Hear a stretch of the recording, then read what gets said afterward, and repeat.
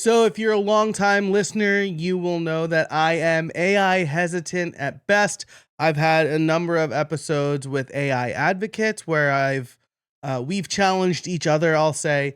And today's guest, Damien Schreurs, is here to make his case for AI, except where I thought we were starting on different sides or opposite ends of the spectrum, we're actually a lot closer in our usage to AI than I thought we would be. So I'm really excited for you to hear this. We do get in the weeds a little bit towards the end, but I think there's a lot of really good stuff, especially if you're looking for ways to improve your processes and workflows with AI. So without further ado, let's get into my interview with Damien Schreurs. All right, I am here with Damien Schreurs. Is that right? How did I do? Yeah, very good. Perfect. He is the explainer-in-chief at Easy Tech, and he hosts the Macpreneur podcast, which I had the honor of going on, and I was very excited. Damien, thank you for being here. Thank you for having me, Joe. My pleasure. So let's start. Let's just answer the big question right now. Is AI a fad? So for me, it's like going back 30 years in the past and asking whether the internet is a revolution or a fad. Yeah. For me, yes. So yeah, AI is definitely a revolution. And for me, I compare that to the invention of electricity. Okay. And you know, I agree, first of all, right? I mean, I think longtime listeners will know I'm AI hesitant. And actually, the reason that you reached out to come on the show is my interview with Alistair McDermott, where we kind of had a spirited debate over uses for AI. But I am reminded of, gosh, I think it was the cotton gin caused like a bunch of protests and like a riot in the United States, at least, because people thought technology was taking their job. And so we've been seeing this since at least the Industrial Revolution, right? There's a new technology that helps us do a job better, and people fear what it means for them and their livelihood, right? Yeah. And yeah, until now, cognitive tasks were kind of not too impacted by technology. I was at actually an AI and cybersecurity conference this morning in Luxembourg, and there was a guy who was actually kind of half joking about the fact that technology over the past 20 or 30 years hasn't really improved our life. Yes, it has, but it has also brought some distractions and stuff like that. We're still submerged by emails. Spam is at a record high. But he said that AI will be or is the technology that for the first time will help us, right, relieve part of our cognitive tasks and give that to computers. Yeah. Yeah, that makes me think of. I'm trying to remember. Is it just called The Jobless Future? There was a book that came out in, I don't know, the mid 1900s, I would say, that kind of talks about how in the future nobody will have a job because technology does it all for us, right? But you're right. Like, or the guy who was half joking at this conference was right. So far, technology has only made us work more, right? Because it allows us to work anywhere. And what you say spot on, right? About cognitive tasks, right? That's spot on. They have largely been unaffected by, we could research more, but the creative thinking process was untouchable. I think you and I probably fall differently on what it is now, but it was untouchable until a few years ago.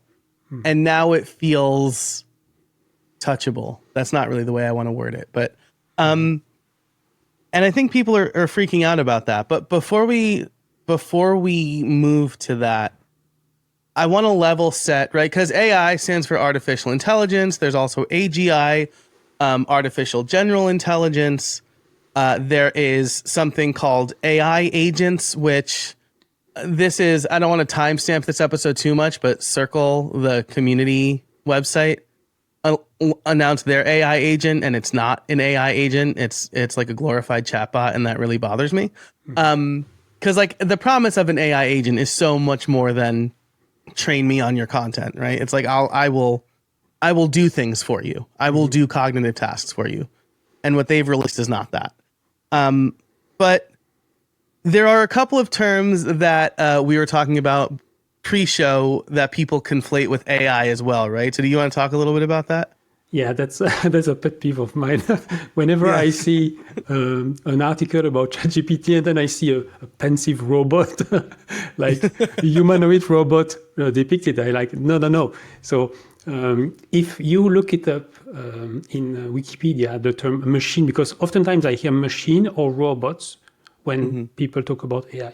But a machine is something, it's a physical object that exerts forces and movement. Right. So imagine something in a factory, right? Basically, a car is a machine, right? Because there is motion, there is movement, there are forces applied on the wheel and so on. So that's a machine. And a robot is nothing more than a programmable machine, right? And when people talk about AI in that context, I think they go maybe 2 steps further than what it is today. It's unfortunately, I think, the wrong image that has been depicted at the cinema, right? In movies, right? It's always negative, the future, the robot, the killer robots and stuff like that. So it's not a robot, it's not a machine, it's a computer. It's a smart computer, or it's well, actually, the term that I use is brain simulator. Right? What we have been able to do is to simulate the brain, the way the brain works. And if you look at the brain from this side, so scientists through fMRI have been able to locate areas of the brain that can process speech, process vision, can also, when we talk, we activate some part of the brain. It's usually in one place. And then we have this really unique for humans, the prefrontal cortex, which is where we have all the reasoning part of it. And until I would say mid-2024, what the AI companies have been able to do is the back part of the brain. And with O1 Mini, and some people have heard about DeepSeek, the reasoning model, and so on. Whenever they added the reasoning capabilities, they basically simulated the prefrontal cortex of our brain. Yeah. Yeah, and that's pretty. So we covered a lot of ground right here. I think I agree with you that we should use the correct terms, right? Because I read in a great book called The Coming Wave. It's by, I don't want to mess up the author's names, and I don't know that I can pronounce them properly. It's by, Michael Bhaskar and Mustafa Suleiman, I'm going to say. And it's really about how humanity fundamentally changes in waves, right? And so there was like the Industrial Revolution is a good example of that, right? When fire was invented, when language was invented, the internet helped usher the last wave in. It was like the communication wave. And now the wave that we're seeing, where it's a convergence of a bunch of technologies, is AI or AGI with the advancements that we're doing in robotics, right? Where we're combining the machine and the brain simulator, right? Where we are creating synthetic biology, right? Where, we're creating like smarter prosthetics and using technology to tap into the brain to give people the ability to see. And so really interesting. The book I feel is a little bit alarmist, but I also think it needs to be, because we can focus on the good all we want, but whenever there is a lot of good, there's also a lot of bad. And so some of the stuff that you just brought up there really makes me, I would really encourage people to read that book. I think that while it is a little alarmist, it does kind of give us what is or could be possible. And something that made me a little sad was a story he tells about, soon combining robotics with AGI or AI agents. Soon you won't really need a waiter or a busboy, right? It'll be a smart robot that comes to your table and takes your order and cleans everything up. And I thought, I always liked, I like to make friends with the wait staff. I think there's maybe like a cultural difference between the United States and Europe, maybe, as far as like wait staff goes. Where in America, it feels like you're always getting rushed out of the restaurant because they rely heavily on tips. But, I try to be friendly and make conversation. And that's like a little human interaction that we could lose in a few years. And I think the immediate negative reaction in the pre-show properly equated to the 5 stages of grief. So do you want to talk through that a little bit and tell us why you are seeing the world's reaction to AI as the 5 stages of grief, or through the 5 stages of grief? Yeah, because so what sparked me to think about that is a documentary. I don't know if you've watched that one, the AlphaGo documentary. No. It's on YouTube, and so basically AlphaGo has been created by DeepMind, which now is part of Google. But basically, it's a fascinating documentary. So Go is I just want to bang in here and say I think these are the same guy who wrote The Coming Wave was involved in this project. Sorry, go ahead. Yeah, possibly. Yeah. Because Suleiman's, it reminds me of something. Yeah. And basically, the game of Go is considered to be one of the most challenging games for a computer to learn. And the reigning champion, Lee Sedol, was like 100% sure that maybe the computer would win 1 game out of 5, but he would win easily. And he loses the first match. He loses the second match. And you see the guy questioning his humanity, right?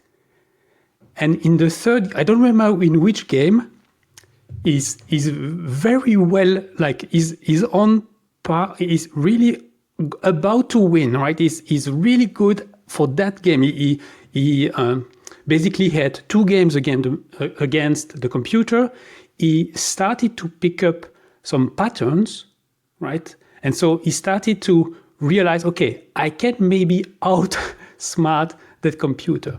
And then the computer makes a move that everybody, including Lee Sedol, is like scratching his head. It's like, what's this move? That's right. And actually, afterwards, people realized it was not only a smart move, but an innovative move, right? And that made him even question even more his talent, right? Thinking, okay, I'm a human, I will be always better than a computer. And so the 5 stages of grief are denial, right? When he entered into the tournament, right? There's no way it's going to happen. And then second stage is anger. And you see him take cigarette breaks and be really angry. And then you have bargaining. Then you have depression.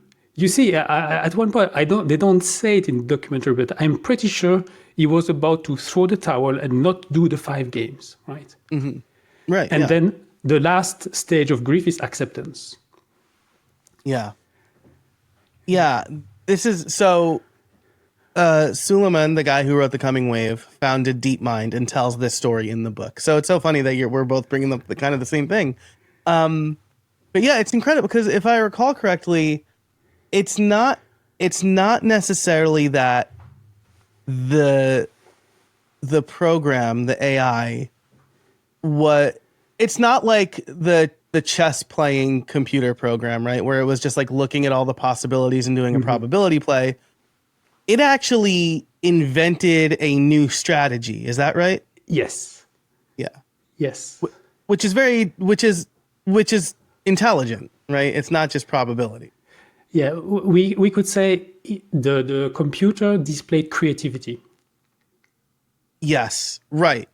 It didn't just take what it was told to do and do it. It actively learned. Yes. And right, so when we talk about the 5 stages of grief, you go through, no, this is impossible, right?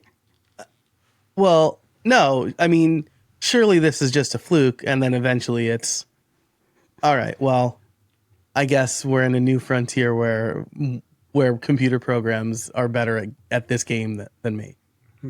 And if we extrapolate this out to the larger community, we're probably seeing the same thing, possibly in the creator space, right? I think it was probably most prevalent with DALL-E, right, with the image generation, because you had a lot of artists saying, this can't do what I do.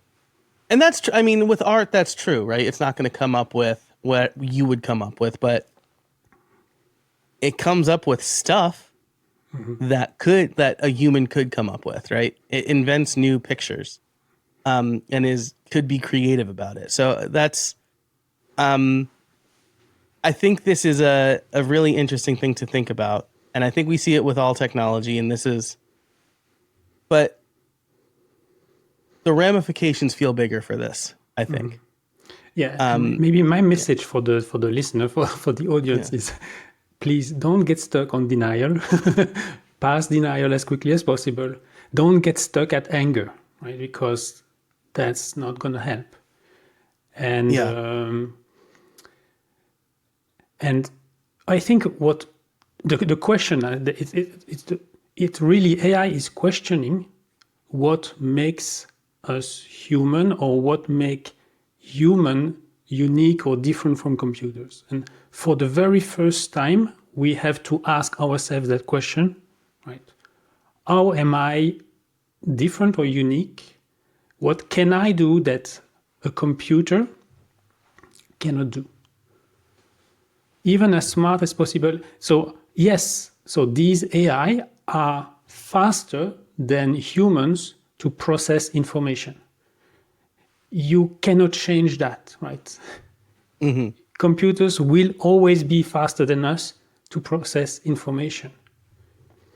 But until now, the AI systems that I've seen have not been able to extract meaning out of the processing that they have done.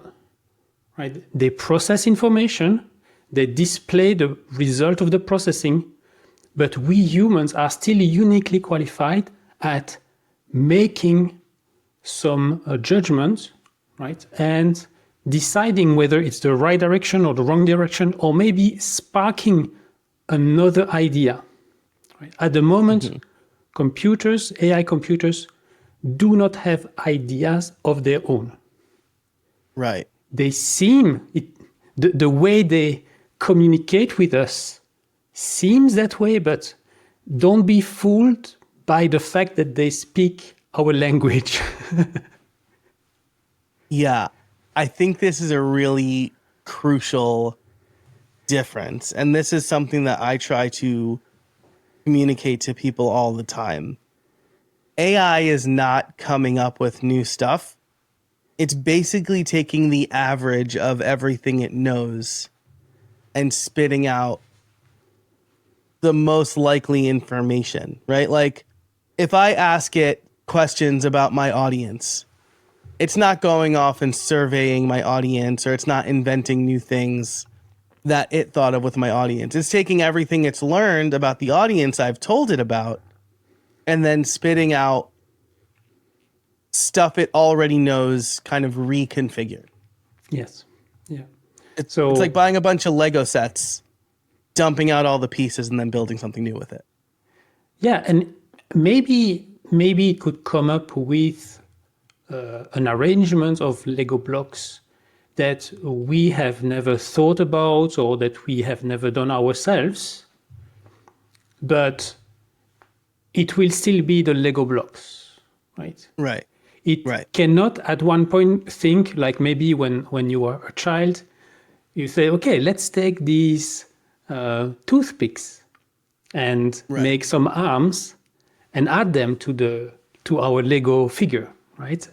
And picking up stuff from left and right, what we can see in the environment outside of the scope of the Legos to make something truly unique. And there's a big difference between knowledge, experience, and wisdom, right? They have knowledge for sure, but they don't have experience. And it's only when you combine knowledge with experience that you can then go to the next step, which is having wisdom. Yeah. What an incredibly succinct way to say that, right? Because I think, I'll link it in the show notes, but the impetus for you reaching out was an episode, a friendly debate I had with my friend Alistair about how we use AI, right? And I think we came down on different sides. Oh man, I just called it great things require time. Is that what I really called it? Anyway, I'll link to it in the show notes, but I think the main thing that stuck out from me in that debate was when he said, what if I train AI on everything I've ever written, on everything I think about a topic, and then I tell it to write a book on that topic? Then will I have sufficiently written that book? And I said, I could give AI everything I've written today, and it will not know what I experienced tomorrow. Mm-hmm. It won't know what I experienced 10 years ago that I wrote down, that I didn't write down. AI can't replace the human experience. And I think the way you put it, right? Knowledge plus experience is wisdom. I think that's such a great way to drive home the point that, sure, with quantum computing, we'll be able to tell the computer to write a book on AI, and it'll do it or whatever on the history of the internet, and it'll be able to do it in a second. But it'll just be like a dry regurgitation of facts. Maybe not dry, but it'll be a regurgitation of facts. Mm-hmm. Yeah. I think, can I go a little bit about the healthy debate you had last time? Yes, absolutely. Because I don't know, maybe the listeners are experiencing that right now, but when I'm listening to podcasts, especially interviews, I'm like, no, I want to jump in. I want to. Yes. And yes. I think there was one angle that was missing in that discussion, and it was the angle of what's the purpose of using AI, right? Is it to convey our thoughts and our thought process into the world? And in that case, I'm against using AI, right? It makes no sense to use AI when we want to express our opinions or our way of seeing the world. But when I have recorded an episode of Macpreneur and I want quickly a first draft for a summary and takeaways, right? I'm okay to give it to an AI to speed things up. And yes, I will read, I will make some small edits left and right, but I am not ashamed at using AI for that, because first of all, the source content is my voice and my guest's voice, right? It's content, it's coming from me, it's totally unique. And I just want a small cognitive task to be performed quicker. So I like that, and I think we're about to move into how we each use AI, because I agree, I do the same thing, right? I love the distinction you made, but there was something that I think you started to say that I really want the listener to hear, right? You said, get through, don't stay on anger, don't stay in depression, right?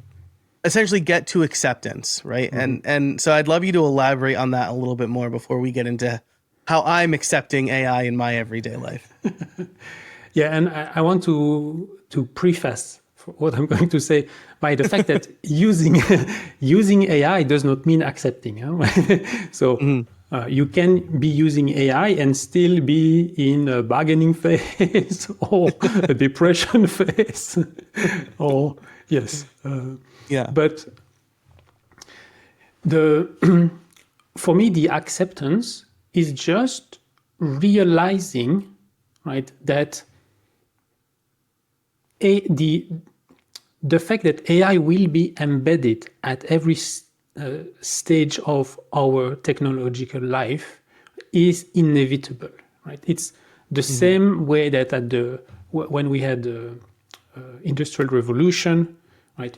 You could jump up and down or strike and say, no machine will ever replace me in the factory. Do not use steam engines, right? It's bad for the environment, blah, blah. The thing is that there are economic forces, demographic forces. There are forces completely outside of our control that push the society, our human world, to go in that direction. And I said earlier, I equate that to the invention of electricity. For me, it's, imagine when electricity was invented, right? It was dangerous, right? We didn't have all the safety standards that we have right now. Yep. A lot of jobs were eliminated, right? People who would light lamps in the streets. Right? The lamplighter, yeah. The lamplighter disappeared. Yep. But at the same time, there are so many jobs that were created thanks to electricity. And nowadays, you could not imagine living without electricity, right? We would be paralyzed as a society, completely paralyzed. And the genie is out of the bottle, and it will be the same with AI. AI will be embedded, and I don't even think that we will talk about AI in the future as we talk about it today. We'll just talk about features of computer systems or even machines and robots and stuff like that, appliances that will have AI embedded because it makes our life easier, or it makes the product better to use, actually. Yeah, and this is, I think this is the important thing to think about, right? I came of age. I was born. Maybe not before the cell phone was invented, but certainly before people, consumers had them, right?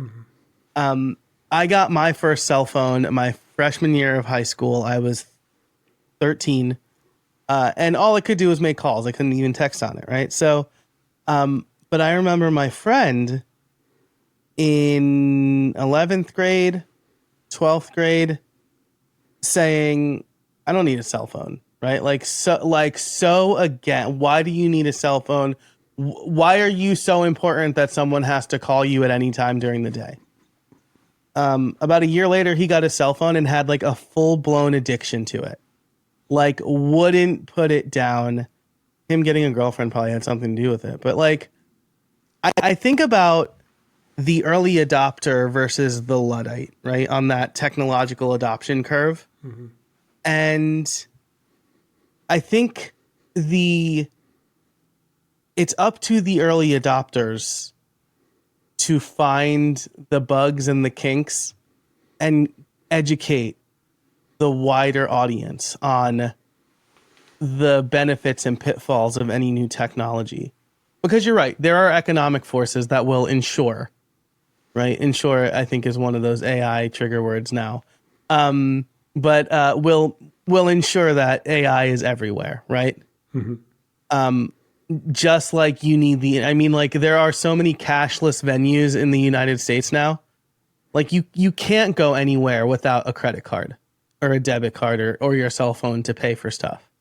And so I think understanding the technology early will help you evolve with it and safeguard against it. And this is probably why Suleiman wrote the book that I referenced earlier. But I want to get into how we're using it, how you and I are using it today, because I follow your convention. If I'm trying to convey my thoughts and feelings on something, I don't use AI to write it for me. Because how could it know? I could tell it, here's how I feel about something, write an article. Like that's going to be so obviously fake or so obviously AI generated. But I have been using it a lot more. So I'm curious. I've been talking for a long time. I'll let you go first. What are some of the ways that you're using AI today? So I use it for ideation.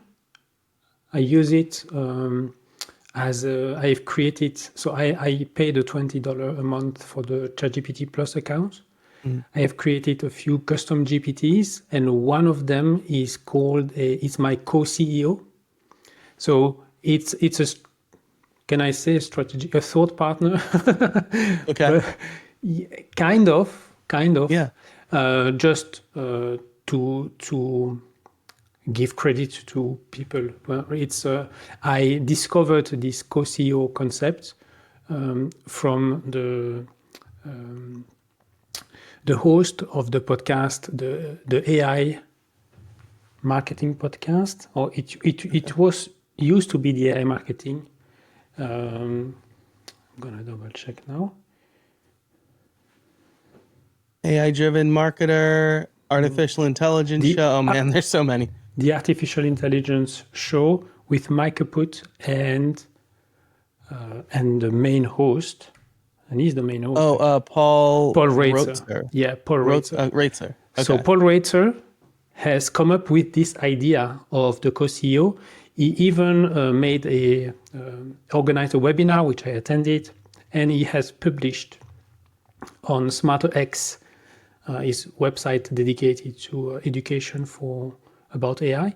He actually published and explained exactly how to create that co-CEO.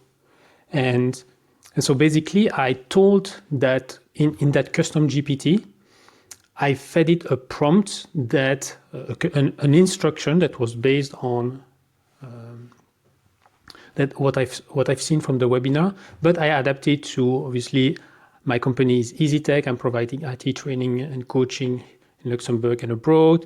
And so I fed it a bunch of information about my company, about myself, my dreams, my aspirations, but also the podcast, the Macpreneur podcast, who's the ideal audience and stuff like that. And as well, some instructions, how can it help me? And then you can attach documents. So I fed it also a bunch of documents. So for the financial side of EasyTech, no absolute values, but percentages, right? Percentages by customer segments and stuff like that. Nice. But it's pretty good at helping me, right? Think about either issues or strategies, right? And So that's one way that I use it. It's more like helping me come up with ideas or strategies. And then we have the typical thing for post-processing text, right? You give it, so it's because it's called large language model, it's perfect for using text and processing text. So I feed it the transcripts, and then it spits me summary, takeaways, something that I've been doing as well, because the Macpreneur podcast, the guests, they share the tools that they are using. So it's full of tools and software and devices. And so now I give it that as a, please give me a list of all the tools that have been mentioned. Yeah. And that's pretty good. I really like that feature. And so it's more text processing kind of things. I've dabbled with image generation, but at this stage it's more for giving me concepts for images or thumbnails or stuff like that. But I will do them afterwards by myself. And then something that I started doing last week, so it's very, very fresh. It's embarking into the AI agent bandwagon. And when I say AI agent, I really mean multi-step processes. Yeah. And the tool that I've been experimenting with is called Mind Studio. I don't know if you've heard about that. Or No, I haven't. Mind Studio. And you need to be a little bit comfortable with coding or programming concepts. Okay. But it allows me at the moment, it helps me with two sub workflows of my podcast editing process. So the one thing that took me 10 to 15 minutes was to proofread the subtitles, the caption. So I use Descript to edit a podcast. It spits out an SRT file. My episodes are a bit like yours, like 30 minutes to 40 minutes. So a lot of captions. If you feed that to ChatGPT, it will choke. It's too much, right? Yeah. It's bigger than what is called the context window. How many tokens can it output? The token window for the input is huge, but for the output, it's still limited. To proofread them manually, I needed to do roughly 100 or 120 maximum at a time. Okay. Copy them. So select, copy, go to ChatGPT, proofread. I have my text expander snippet with the prompt. It was taking O1 Mini a few minutes to do it. Then copy the result, paste it back to the transcript, and go to the next one. And with Mind Studio, I've basically automated that process. And the way Mind Studio works is you enter a prompt of what you would like the agent to do. This process, when it needs to work on its own, it also takes taking 10, sometimes 15 minutes. But I can do something else, right? I can work on another part of my process, and it cost me 20 cents because you pay by the tokens that you use. And so it was ridiculous. When I say I want to make one day a newsletter with the title, an outrageous title, like I build my first AI worker and its wage is ridiculous. It's like less than $1 per hour wage. Yeah. And it's great, huh? Yeah. So this is something I want to say, right? Because like, I thought I didn't get into the ChatGPT API for a while because I thought, oh, the things I want to use it for, it's just going to be like more than I want to pay. It is obnoxiously cheap, like obnoxiously cheap.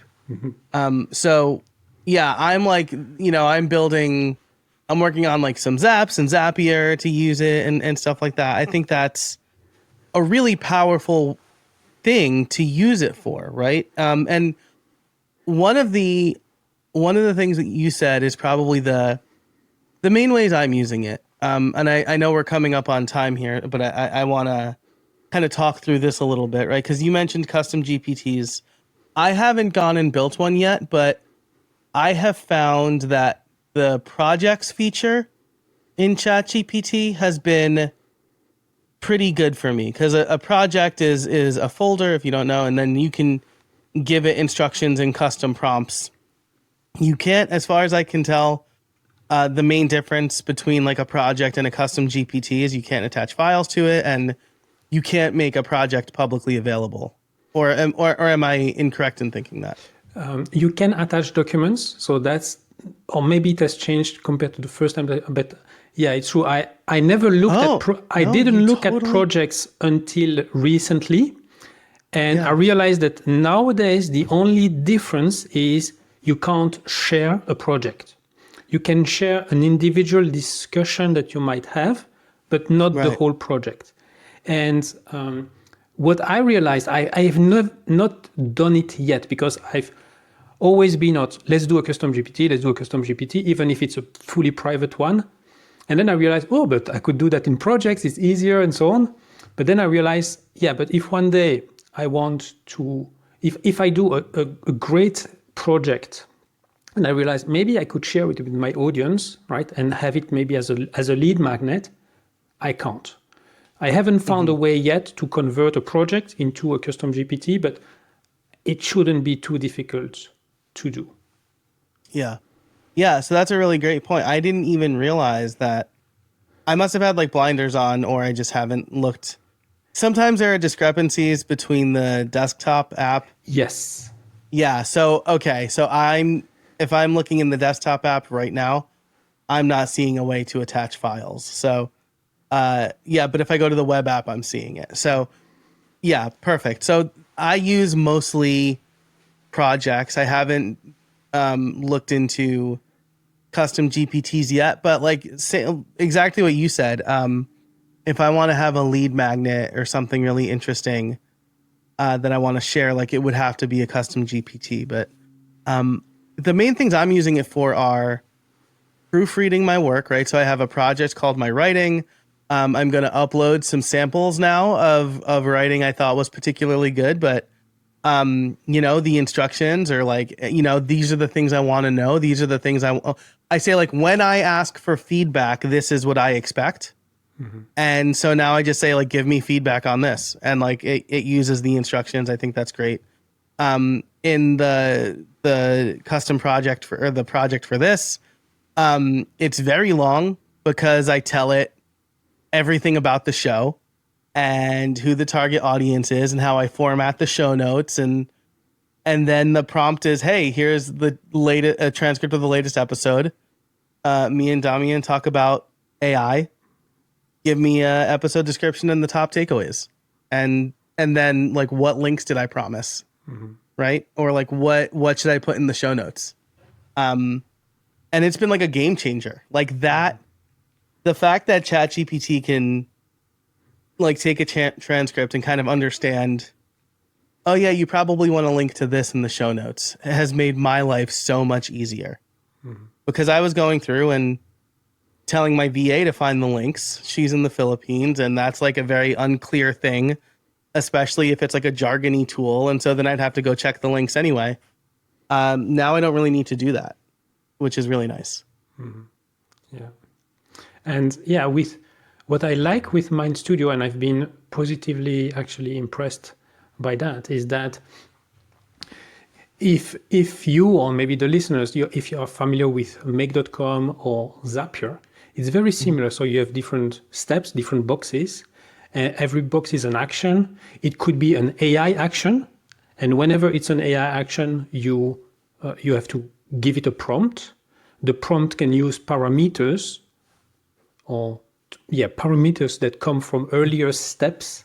So the same way that make.com work or Zapier work. And what's even really cool is for every individual AI step, you can choose which model to use. And you can pick from Claude, you can pick from OpenAI, you can pick from DeepSeek, you can pick from Google, so the Gemini, Gemma, those from Meta as well, the Llama models and so on.